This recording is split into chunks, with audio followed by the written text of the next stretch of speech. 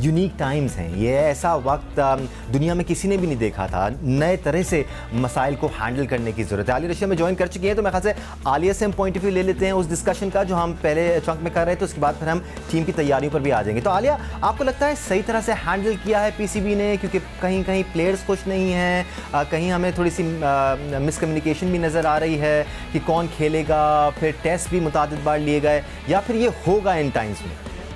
अब मेरा ख्याल है कुछ प्रोटोकॉल्स और एसओपीज थी जिनको उनको फॉलो करना था, और हमने परसों के प्रोग्राम में भी बड़ी डिटेल ये बात की थी कि मिस हैंडलिंग तो हुई है। इनके जो डिपार्टमेंट है, मेडिकल पैनल जो है, ये इनसे मिस हैंडलिंग तो हुई है।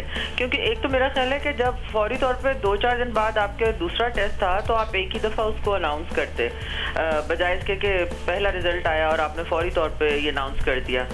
हो सकता है उसकी भी कोई टेक्निकल मजबूरी हो, ऑब्वियसली जब रिजल्ट आता है तो उसको बताना तो होता है, मगर ये हो सकता था कि क्रिकेट बोर्ड उसको अपने तक 2 दिन के लिए रख लेता। तो मीडिया खबरें निकाल लेता है ना आलिया। हाँ, लेकिन देखें, एक प्रोफेशनली किसी ऑर्गेनाइजेशन की तरफ से ऑफिशियल स्टेटमेंट आना एक और चीज़ है, और जाहिर है कि जर्नलिस्ट तो अपना काम करेंगे ही हमेशा। वो स्पेकुलेशंस भी होंगी, उसमें प्रूफ भी होते हैं, समटाइम नहीं भी होते, लेकिन आपको खबरें तो मिल रही होती हैं अपने सोर्सेज से। तो थोड़ा सा एक तो ये इशू जो है वो थोड़ा इसमें बदमज़गी सी हुई है। फिर देखें, ये भी एक चीज़ आपको हमें समझनी चाहिए कि कोविड-19 जो है वो पूरी दुनिया के लिए नया है, किसी से भी हैंडलिंग नहीं हो रही। तो इसमें सिर्फ हम किसी को टारगेट करके हम ये कहें कि सिर्फ पाकिस्तान क्रिकेट बोर्ड ने सही नहीं किया। मेरा ख्याल है all is well that ends well, तो वो अब हो चुका है। और बीच में ये है कि हफीज़ का जो एक इशू हुआ था कि जिसमें वो इतने ज़्यादा अपसेट हुए थे अपने पॉजिटिव आने पे कि उन्होंने जाके टेस्ट करा लिया, तो ये उनकी अपनी चॉइस थी। देखिए, वो सेंट्रल कॉन्ट्रैक्ट का हिस्सा नहीं है, ठीक है, तो इसलिए उनको एक तरह से बाउंड भी नहीं किया जा सकता था।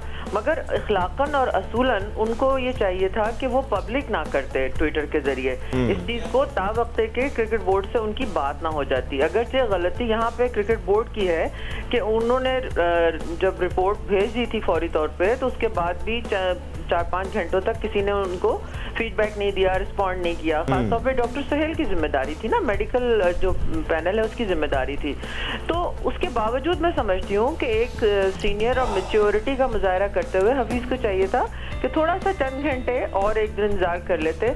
मगर उनका पॉइंट भी अपनी जगह ये है कि मैंने भी दुनिया को बताना था कि भाई मैं पेशेंट नहीं हूँ, मुझे बिल्कुल कोरोना नहीं है, और मेरी भी जो अगेन आई थिंक चाहे पीसीबी हो या प्लेयर्स हो, सबको ये समझने की ज़रूरत है कि कवानीन हैं, उन कवानीन पर चलना बहुत ज़रूरी है, असूल हैं, उन असूलों पर चलना बड़ा ज़रूरी है। अगर सेंट्रली कॉन्ट्रैक्टेड प्लेयर्स हैं तो आप पर कुछ जिम्मेदारियां आयद होती हैं, उन जिम्मेदारियों को पूरा करना ज़रूरी है। इससे पहले कि हम याई की तरफ बढ़ें और हम स्क्वाड पर बात करें या तैयारियों पर बात करें, उसी शहर से प्लेयर्स के स्टेटमेंट्स भी आ रहे हैं। मिसबाह और यूनुस ने भी खैरात का इजहार किया है। पहले मिसबाह और यूनुस के स्टेटमेंट्स आपको सुनाते हैं, फिर डिस्कशन शुरू करेंगे अपने एक्सपर्ट से। एक्साइटिंग है काफ़ी सबके लिए, वेट कर रहे थे सब इस तरीके से, और everybody was itching to just come back on the field. और मेरे ख्याल में बहुत मज़ा आएगा प्रैक्टिस का, और सारा कितने अरसे से, 3 महीने से भी ज़्यादा हो गया। लुकिंग फॉरवर्ड, और इंशाल्लाह बड़ा ज़बरदस्त। अच्छा लग रहा है पाकिस्तान टीम के साथ दोबारा रीयूनियन होने का, और आई विश कि हम इंशाल्लाह अच्छा करें। और बड़ी उम्मीदें हैं मुझे अपने यंगस्टर से, अपने क्रिकेट टीम से, कि हम इस पेंडेमिक के टाइम पे अच्छा डिलीवर करें। इज़ इट जस्ट मी या इन दोनों के चेहरे पर आपको वो एक्साइटमेंट नज़र आ रही थी, या प्लेयर्स और इवन टीम मैनेजमेंट बड़े एक्साइटेड हैं कि अब वापस क्रिकेट बहाल हो रही है? क्योंकि जब आप प्रोफेशनल क्रिकेटर होते हैं ना, सुबह दोपहर शाम आपको सिर्फ क्रिकेट समझ में आती है, 2-3 महीना ना हो तो ऐसा लगता है ज़िंदगी कुछ बदल सी गई है या ख़त्म सी हो गई है। तो ये सारे बड़े एनर्जेटिक और एक्साइटेड नज़र आ रहे हैं। दानिश, ये बिल्कुल वो कहते हैं ना कि मैं ये तो नहीं कहूँगा बड़े सीनियर क्रिकेटर्स हैं कि लिखे लिखाए बयानात, लफ्ज़ों का हेर फेर, वो जिस तरह हुकूमत ने पेट्रोल के प्राइस बढ़ने के बाद प्रेस कॉन्फ्रेंस की और उन्होंने कहा कि दुनिया में पेट्रोल के प्राइस ये हैं, पाकिस्तान में अब भी कम है पेट्रोल के प्राइस। तो अभी तो पार्टी स्टार्ट ही नहीं हुई दानिश। अभी यूनुस खान ने बात की है, अभी मिसबाह उल हक ने बात की है। तो मिसबाह उल हक तो सिर्फ अभी बात नहीं कर रहे हैं, मिसबाह उल हक एक्शन टाइम में इस टीम को किस तरह लड़ाते हैं, किस तरह ये टीम डिलीवर करती है, ये सबसे अहम पहलू होगा इस टीम के खेलने के हवाले से। लेकिन वो बेचारे जो पाकिस्तान टीम के मीडिया मैनेजर, जिनके नाम के साथ अब स्लैश कम्युनिकेशन डिजिटल भी लग गया है, तो वो जनाब अपना काम करेंगे और वो रोज़ आपको इस तरह के इंटरव्यू देंगे। अभी आपने फवाद आलम का इंटरव्यू नहीं सुनवाया, मैं सुनाएंगे सब सुनाने वाले। तो वो ये कह रहे थे कि जी मेरे लिए बड़े एजाज़ की बात है पाकिस्तान टीम की किट पहनना।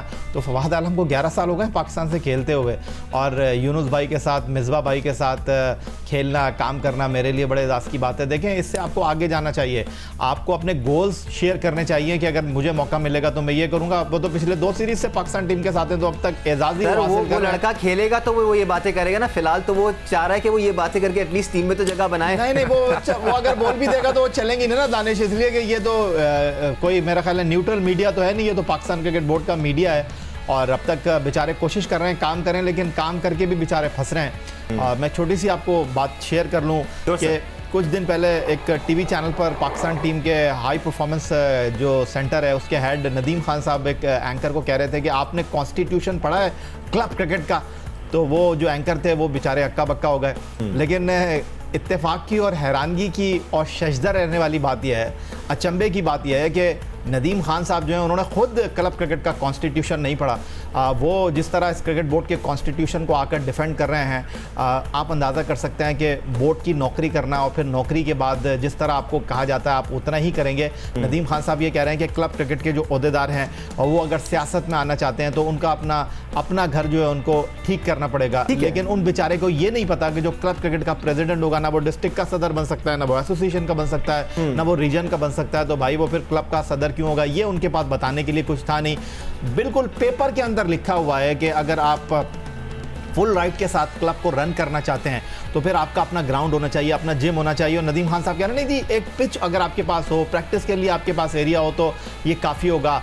तो भाई खुद अगर आप पढ़ लें तो क्या ही बात है। अच्छा, ये बिल्कुल डिफरेंट डायरेक्शन में डिस्कशन निकल गया, मैं वापस ले आता हूँ इसको। सिकंदर, आपको लगता है कि एक क्लैरिटी होनी ज़रूरी है प्लेयर्स के एस्पेक्ट से? अगर हम बात करें कि यार मैंने टेस्ट खेलने हैं या मैंने T20 खेलने हैं, या ये क्लैरिटी की ज़रूरत नहीं है, आपको क्या लगता है? क्योंकि हमें तो बड़ी कन्फ्यूजन है इस वक्त कि कौन खेल रहा है, कौन नहीं खेल रहा, कौन किस फॉर्मेट में खेलेगा, किसकी किस्मत जागेगी। अच्छा, आपने मुझे आते ही डरा दिया था कि क्रिकेट बोर्ड नोटिफिकेशन भेज रहा है हर एक को दबाने के लिए। नहीं, मैं तो ऐसी इन्फॉर्मेशन शेयर कर रहा था। डरने वालों में से जो सच्ची बात है वो सच्ची बात है कि ये जो इस वक्त जो इतनी बड़ी कंफ्यूजन है ये सिर्फ इसलिए किस चीज़ का नोटिफिकेशन सर? उन्होंने मुझे आते ही डरा दिया था कि यार कोई ऐसी बात ना। नहीं, वो इस जुमरे में बात हो रही थी या जो आजकल साइबर क्राइम यूनिट है या दीगर जो PCB के लोग हैं वो नोटिस भेज रहे हैं लोगों को, अगर आप सबूत के बगैर कोई एलिगेशन लगाते हैं या आप कैरेक्टर असैसिनेशन करते हैं या आप पर्सनल अटैक्स करते हैं तो PCB नोटिस भेज रहा है कि आप एक्सप्लेनेशन दें कि आपने मुझे नहीं पता PCB ने किस किस को नोटिस भेजा है। ये बात भी इंतजार करूंगा अगर मुझे भेजेंगे तो वो। मैं तो सिर्फ ये कहना चाह रहा हूँ कि जितनी कन्फ्यूजन इस वक्त है पाकिस्तान क्रिकेट बोर्ड ने के जो MD हैं, मैं उनको CEO मैं उनको डायरेक्ट बोलता हूँ, वसीम खान साहब को, वो आ तो गए हैं मगर उन्होंने शायद कभी इतनी बड़ी चीज़ों को हैंडल नहीं किया, क्रिकेट बोर्ड जैसी चीज़ों को उन्होंने इसको मैनेज सही नहीं किया। देखिए ये कन्फ्यूजन क्रिकेट बोर्ड के वजह से आई ना कि एक आदमी कह रहा है कि मैं खेलूंगा नहीं क्रिकेट बोर्ड ने, ये तो आपके चीफ सेलेक्टर ने टीम सेलेक्ट की है ना सर। आपके हेड कोच फैसला करेंगे कि चीफ सेलेक्टर को किसने सेलेक्ट किया है? उनको तो अकाउंटेबिलिटी नहीं, किसने सेलेक्ट किया है? जवाब तो दो। मैं ये कह रहा हूँ कि किसने सेलेक्ट किया है? PCB ने किया है। तो सुन लें आप, ये इस तरह तो नहीं चलेगा ना सर। PCB ये कहता है। आप खामखा डिफेंड कर रहे हो। मैं डिफेंड नहीं कर रहा। पाकिस्तान क्रिकेट बोर्ड के सेलेक्टर को पाकिस्तान क्रिकेट बोर्ड ने सेलेक्ट किया है। सुन तो लें। राइट, वसीम खान साहब ने किया है, मानी साहब ने उस पर सिग्नेचर किए हैं, ठीक है, तो उनकी सिलेक्शन है, उनकी चॉइस है। बिल्कुल ठीक है, वो ये कहते हैं he is making a mistake then they should call him। उनका जवाब तो सुन लें। उनका जवाब ये है कि अगर टीम सेलेक्ट होती है और हम ज़्यादा इंटरफेयर उसमें करते हैं कि आप ये 2 लड़के ये 3 लड़के निकाल लें और अगर टीम हार जाती है तो कोच को एक बहाना मिल जाता है कि जी आपने ये चेंजेस कराई थी, तो हम एक सर्टेन लेवल तक उनको। यार दानिश, मैंने अपनी सारी जिंदगी क्रिकेट में गुजारी है, मुझे होमवर्क करने की जरूरत नहीं है, ठीक है। मैं उन लोगों में से नहीं हूं जिनको जाके होमवर्क करना पड़ता है, ठीक है। लिसन टू मी, जब क्रिकेट बोर्ड होता है ना उसको पता होता है कि कौन से लड़के मेरे वनडे के कौन से हैं, और आप बताते हैं कि जी ये आपकी टेस्ट क्रिकेट मुझे बना के दें। अगर कोच सबको लेके आ जाए कि यार ये मैं सबको ले जा रहा हूँ और उनको ले जाकर मैं किसी को कुछ भी खिलाऊं, तो उनको उसी वक्त उसको सैक कर देना चाहिए कोच को, या वो उसको जो आपका सेलेक्टर है कि भाई तुम क्या मजाक लगा रखा है। ये पाकिस्तान का एक मजाक है कि हफीज आ रहे हैं कि मैं भी शायद खेल लूं, वहाब आ रहे हैं यार सोच रहा हूं कि मैं भी खेलूं। It's a joke. ऐसे नहीं होता, किसी दुनिया में होता है कि हर जगह ये हो रहा है। तो यही बात मैं कह रहा हूं कि जो सेलेक्टर्स हैं या जो कोच है उसको पाकिस्तान क्रिकेट बोर्ड ने सेलेक्ट किया है। अब पाकिस्तान क्रिकेट बोर्ड को पूछना भी चाहिए कि बेटा ये क्यों हुआ ऐसा। आप जो रिजल्ट्स अनाउंस किए वो पाकिस्तान क्रिकेट बोर्ड ने रिजल्ट अनाउंस किए, उन्होंने कोई प्लानिंग नहीं की हुई थी पहले। उन्होंने जैसे ही रिजल्ट आया फौरन कॉन्फ्रेंस में बैठा कि ये नेगेटिव हो गया ये पॉजिटिव हो गया, उनको नहीं कहना चाहिए था, पहले टाइम लेना चाहिए था। बिल्कुल ठीक है, जल्दी में पाकिस्तान क्रिकेट बोर्ड इस वक्त इतनी कंफ्यूजन में है कि आप बताइए कि इससे बड़ी इंसल्ट क्या हो सकती है। मैं हर एक से बात कर रहा हूँ कि वूस्टर शहर का लड़का ड्रेसिंग रूम इस्तेमाल नहीं कर सकता। क्या पाकिस्तानी प्लेयर अछूत है कि वो उधर ड्रेसिंग रूम में नहीं जा सकता, उनका वॉशरूम नहीं इस्तेमाल कर सकता? क्या ये सही बात है? दानिश साहब आप बताइए। नहीं, अगेन स्टोरी का बैकग्राउंड मुझे इतना नहीं पता, बट इस वक्त जो कोरोना का सिनेरियो चल रहा है, सर जो कोरोना का सिनेरियो चल रहा है, उसमें कोरोना का तो भाई कि हम इतने खराब हैं कि आप हम उनके ड्रेसिंग रूम इस्तेमाल नहीं कर सकते। It's about safety. Pakistan cricket team ठीक है, बिल्कुल सही कह रहे हैं आप, आपकी राय है सर। और मैं एक वजाहत दे दूं, डिस्क्लेमर दे दूं, मेरा यहाँ पर बैठकर काम किसी को डिफेंड करना नहीं है। हाँ, हम डिस्कशन कर रहे होते हैं। सर मैं यही तो आपसे कह रहा हूँ कि जो चीफ सेलेक्टर है या उसकी कोच है, अगर उसने गलती की है तो वो किसने अपॉइंट किया? आप बोल ही नहीं रहे कि पीसीबी ने किया। अकाउंटेबिलिटी होनी चाहिए सर, होगी। आपको सवाल यार, एक आप इदारे के, मैं बड़े मुख्तलिफ इदारों में काम कर चुका हूँ जहाँ पे एक हेड होता है, वो आपको पूछता है, आपको एक टारगेट देता है, फिर आपको बुला के पूछता है आपने ये क्या किया, आप गलत राह पे जा रहे हैं। अकाउंटेबिलिटी की अगर बात करते हैं, ये नहीं होता कि मैं एक साल बाद तुमसे पूछूंगा, मैं और कहीं और जा रहा हूं। साहब मैं आपकी तरफ आ जाता हूं। अगर हम टीम सिलेक्शन की बात कर रहे हैं या टीम में कौन सा लड़का खेलेगा, तो बहुत ज़रूरी है कि हम ये वाजे करें ये जिम्मेदारी किसकी है कि किसने सेलेक्ट करना है और किसने टीम में लड़कों को खिलाना है। हाँ, आप बाद में ये बात ज़रूर कर सकते हैं कि पीसीबी ने अकाउंटेबिलिटी करनी है, लेकिन जिम्मेदारी तो चीफ सेलेक्टर की और हेड कोच की है ना। भट्टी साहब प्लीज़ आपके कमेंट्स इस पर। जी दानिश, मैं आपके सवाल का जवाब देता हूँ, लेकिन इक्कू भाई जो बात कर रहे हैं ना, इनको जज्बाती होने की जरूरत नहीं है। वसीम खान अपना काम कर रहे हैं, हम लोग अपना काम कर रहे हैं। अगर हम गलत करेंगे तो वो हमें नोटिस भेजेंगे ना, हम ऐसी गलत बात क्या कर रहे हैं? नहीं, भट्टी साहब मैं नोटिस की बात नहीं कर रहा, मैं सिर्फ ये कह रहा हूँ कि देखिए चीफ कोच को या सेलेक्टर को किसने अपॉइंट किया? पीसीबी ने ना, वसीम खान साहब वगैरह ने किया ना, तो वो उनसे हिसाब पूछे। हेड कोच को तो नहीं किया पीसीबी, फिर किसको किया है? किसने किया उसको? आपको भी पता है? नहीं, मुझे नहीं पता ना, आप बताएं। इमरान खान साहब ने किया, बोले। नहीं, इमरान खान साहब ने तो नहीं, लेकिन बहरहाल पीसीबी की शायद चॉइस नहीं है।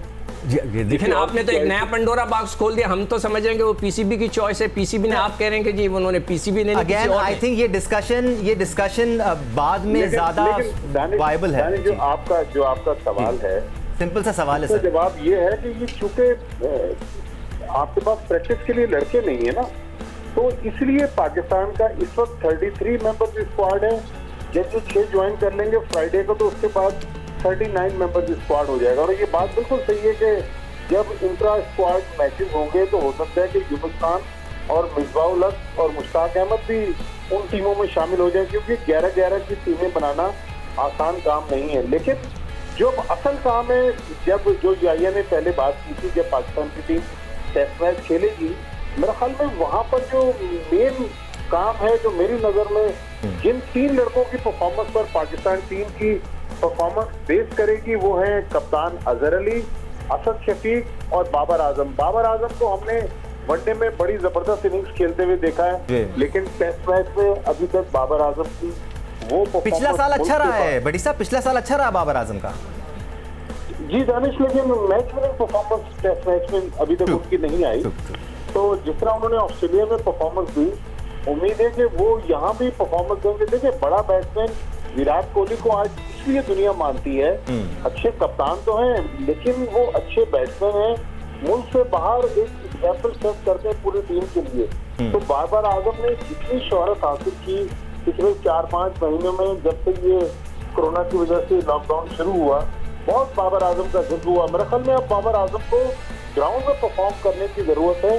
तो पाकिस्तान के अगर ये 3 बैट्समैन परफॉर्म कर गए, हमारी बॉलिंग जिसमें यासिर शाह भी हैं, नसीम शाह भी हैं, शाहीन शाह भी हैं, उस्मान शिनवारी भी हैं, अगर वहाँ पे आप खेल गए, या सोहेल खान है या मोहम्मद अब्बास हैं, तो हमारी बॉलिंग में इतनी सलाहियत है। लेकिन असल जो काम है, जो इंग्लैंड में पास में पाकिस्तान की टीम स्ट्रगल करती रही है, वो पाकिस्तान की बैटिंग का काम है। फिर फवाद आलम, अभी तक उन्होंने भी मीडिया में बहुत ज्यादा खबरों में सुर्खियां हासिल की हैं। मेरा ख्याल में अब फवाद आलम को भी ग्राउंड में परफॉर्म करने की जरूरत है। मेरा ख्याल है जो पहला टेस्ट होगा जब पाकिस्तान की 11 बनेगी, फवाद आलम 100% पाकिस्तान टीम का हिस्सा होंगे। अच्छा, इतने वसूख से कह रहे हैं आप, हालांकि लेट ज्वाइन किया है फवाद आलम ने, और चलें देख लेते हैं, पता चल जाएगा। बट आलिया, पाकिस्तान टीम जब भी टूर पे जाती है तो अनसर्टनिटी तो रहती है कि कौन से प्लेयर्स प्लेइंग 11 में होंगे, लेकिन इस बार कुछ ज़्यादा ही है। आप इत्तेफाक करती हैं कि थोड़ी सी क्लैरिटी आना ज़रूरी है, या फिर बहुत ही ज़्यादा कंफ्यूजन क्रिएट की गई है as far as selection is concern या as far as playing 11 is concern?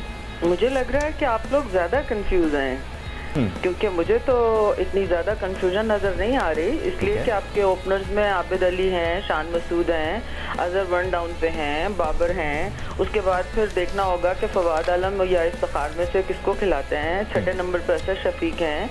फिर आपके पास बॉलर शुरू हो जाते हैं, या एक फ़हीम को देखना पड़ेगा कॉम्बिनेशन क्या बनाते हैं। फ़हीम अशरफ, फ़हीम कहीं भी डिजर्व करता है खेलना आलिया परफॉर्मेंस के एतबार से, या किसी क्लब की टीम में भी उनके स्टैट्स ऐसे हैं कि क्लब की टीम भी उठा ले उनको? बिल्कुल नहीं करते फ़हीम अशरफ, लेकिन इन्होंने गालिबन सिर्फ इस बुनियाद पे तरजीह दी है कि वहाँ पे वो पहले खेले हैं। उन्होंने 3 विकेटें ली थी इनिंग्स में, जिसकी बुनियाद पे, जो कि बिल्कुल मैं इससे एग्री नहीं करती। ये सारा चक्कर ये है कि जिसका जितना इन्फ्लुएंस है, जिसके जितने अच्छे ताल्लुकात हैं इस मुल्क में, ये चलता है। वरना मैं आपसे सवाल करूं कि 2016 में समी असलम ने जो 2 टेस्ट खेले थे इंग्लैंड में, 167 रन बनाए थे, 55.6 की एवरेज थी उनकी। वो टीम से बाहर हो गए, कभी मोटापे पे, कभी कड़ाई खाने पे, कभी फिटनेस नहीं है, और अभी भी उसकी फिटनेस टेस्ट जो है, पिछले कायद-ए-आज़म ट्रॉफी में भी दूसरे नंबर पे हाई स्कोरर्स में लिया। एग्जैक्टली, तो मैं इसीलिए पॉइंट उठा रही हूँ ना कि ये किस मुल्क में हम रो रहे हैं, कहाँ की बातें कर रहे हैं। आमिर यामीन कहीं नजर आता है आपको आलिया? ऑलराउंड परफॉर्मेंस दी उसने हर जगह। आमिर यामीन यकीनन अच्छा है, लेकिन आमिर की अभी पिछला सीजन अच्छा नहीं गया, थोड़ी पेस उनकी और थोड़ी स्लो हो गई है। मुझे लगता है वो थोड़ा सा, मेरा ऑब्जर्वेशन है, गलत भी हो सकता है, थोड़ा सा मुझे लगता है वो डिसहार्टेड से हुए हैं, और बजाय इसके कि वो थोड़ा एग्रेसिव होके और अपनी पेस पे तवज्जो देते डाउन चले गए हैं। इसलिए ये चांस बना है इस दफा, पता है, फ़हीम अशरफ का, जो कि असूलन मैं नहीं चाहता। उसके अलावा फिर बॉलर्स हमारे सारे बेहतरीन, चांस तो उस सूरत में बनता ना आलिया, अगर आपने अम्माद बट को ट्राई नहीं किया होता, आपने अम्माद बट को पिक किया, सही मौका भी नहीं दिया, और फिर आपने उसको निकाल कर वापस फ़हीम अशरफ को ले आए, कुछ तो बनती नहीं है। यही तो इनकंसिस्टेंसी है जो हमें, जिसके ऊपर बात करनी चाहिए, कि जो प्लेयर हैं उनको पूरा चांस दिया जाए, पूरे सीरीज दिए जाए। जैसे आपने उस्मान सलाहुद्दीन को एक मैच खिलाया और उसके बाद बाहर कर दिया, गायब कर दिया, बिल्कुल इसी तरह। और वही बात है कि जब आपके डोमेस्टिक के प्लेयर्स को और ये नजर नहीं आता कि कोई इंसेंटिव नहीं है, कोई उनको दाद नहीं दे रहा, कोई उनको ऑनर नहीं कर रहा, तो वो और ज्यादा मायूस होते हैं, और ये मायूसी फैलेगी। और अब जबकि आपका एक सिस्टम 6 टीमों के ऊपर मुश्तमिल था, जिसमें आपने बेस्ट को सिलेक्ट करना था, और अनफॉर्चुनेटली ठीक है, सलमान बट और कामरान अकमल जो हैं वो परफॉर्मेंस के बावजूद आपके गेम प्लान का हिस्सा नहीं है, ठीक है, फाइन। मगर समी असलम को किसी सूरत आपको मिस नहीं, आप इसके मुकाबले में आप ले गए इमामुल हक को। मुझे इमाम से कोई ज़ाती दुश्मनी नहीं है, मैं समझती हूँ ओडीआई का वो बहुत शानदार प्लेयर है, लेकिन आप उनकी टेस्ट की एवरेज तो निकालें इंग्लैंड में 18, ठीक है।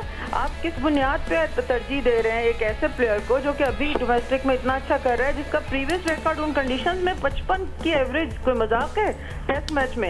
लेकिन आप कोई बात यह कि ताल्लुकात हो, इन्फ्लुएंस हो, मीडिया में दोस्त हो, कोई ना कोई बोलने वाला हो, तो कोई सुनी जाती है। ये सारी वजूहात हैं जिसकी वजह से आलिया पाकिस्तान में एक प्लेयर 20 साल से खेल जाता है, इनफैक्ट वो कोच और बैटिंग कोच से पहले डेब्यू करता है, और उनके कोच बन जाने के बावजूद भी वो टीम में सेलेक्ट होता रहता है। भाई वाह, ये सिर्फ पाकिस्तान में हो सकता है। एक ब्रेक ले लेते हैं, अकाउंटेबिलिटी की बात से पहले आप एक ब्रेक लें, मैं विद ड्यू रिस्पेक्ट सिर्फ 1 मिनट की बात करना चाहूंगा। मुझे नहीं पता आलिया किसको कंफ्यूज कह रही थी, सिकंदर बख्श साहब को कह रही थी, माजिद भट्टी साहब को कह रही थी, या याया हुसैनी को कंफ्यूज कह रही थी, या दानिश अनीस को कंफ्यूज कह रही थी। उन्होंने कहा कि चीज़ें तो बहुत सेटल डाउन है और सारी चीज़ें तो बिल्कुल ठीक हैं, लेकिन आपकी खुद गुफ्तगू में बड़ी कन्फ्यूजन नज़र आ रही है। आप खुद कह रही हैं कि ये खिलाड़ी जो है ऑटोमेटिक सेलेक्ट है, फिर आप उन खिलाड़ियों पे उंगली उठा रही हैं, आप बाहर के लड़कों के कह रही हैं कि उनको टीम में होना चाहिए था।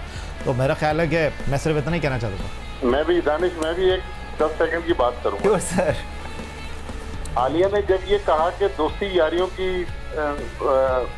बात उन्होंने की, मीडिया से ताल्लुकात की बात की। मेरे ख्याल में फ़हीम अशरफ का जिक्र आलिया कर गई तो इंसाफ के तकाजे तो यहाँ भी पूरे नहीं हो रहे। चलें ब्रेक ले लें आप। नहीं, मैं एक और बात, कंफ्यूजन इस बात की है, दानिश आप उसको क्लियर करें कि वहाब और हफीज ने बोला हम टेस्ट क्रिकेट खेल सकते हैं, तो ये कंफ्यूजन है। जी बिल्कुल, ये वो कंफ्यूजन कहते हैं कि अगर जरूरत पड़ी तो भाई कंफ्यूजन ये हो गई ना, यही तो कंफ्यूजन है कि ऐसा क्यों हो रहा है। हाँ, मतलब जरूरत क्यों पड़ेगी जब हमारे पास बेबहा टैलेंट है, पेसर्स का ऐसा टैलेंट है कि पीएसएल में दुनिया हिल गई भाई कि ये टैलेंट कहाँ से आ रहा है। उसके बावजूद अगर हम पुराने चेहरों पर चले जाएं, वो चेहरे जो कि हमें 10 साल से डिसअपॉइंट करते आ रहे हैं, इक्का दुक्का मैचेस के अलावा हमें मैच तो मिल जाएगा। पिछले साल याद है कैसी बॉलिंग की थी उसने एक मैच में, ये नहीं चलेगा भाई, हमें कंसिस्टेंट प्लेयर्स चाहिए।